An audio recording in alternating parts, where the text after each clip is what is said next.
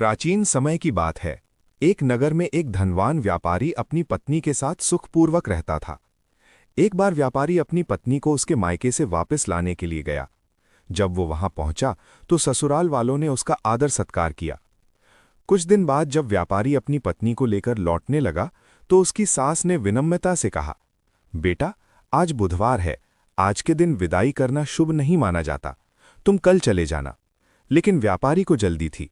उसने उनकी बात को अनदेखा कर दिया और उसी दिन अपनी पत्नी को लेकर चल पड़ा। दोनों रास्ते में जा रहे थे कि दोपहर के समय व्यापारी को बहुत तेज प्यास लगी। उसने अपनी पत्नी को एक पेड़ के नीचे बैठाया और खुद पानी लेने चला गया।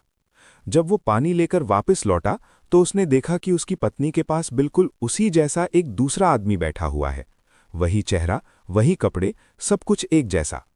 ये देखकर व्यापारी चौंक गया और उस आदमी से झगड़ने लगा। वो दूसरा आदमी कहने लगा, ये मेरी पत्नी है, तुम कौन हो? दोनों के बीच विवाद बढ़ गया। तभी वहां से कुछ सिपाही गुजरे। उन्होंने दोनों को पकड़कर राजा के दरबार में ले गए। राजा भी देखकर हैरान रह गया कि दोनों एक जैसे हैं और दोनों ही स्त्री को अपनी पत्नी बता रहे हैं।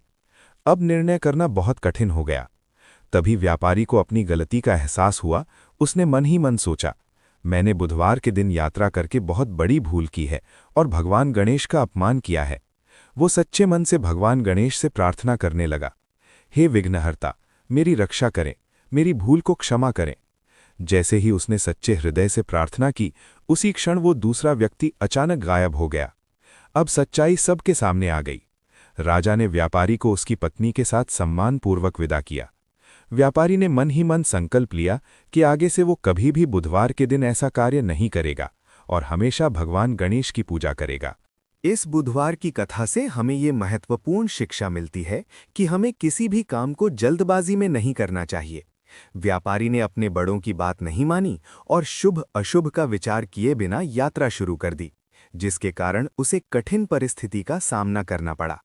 ये कहानी हमें सिखाती है कि हमें अपने बड़ों और परंपराओं का सम्मान करना चाहिए, क्योंकि उनके अनुभव में हमारी भलाई छिपी होती है।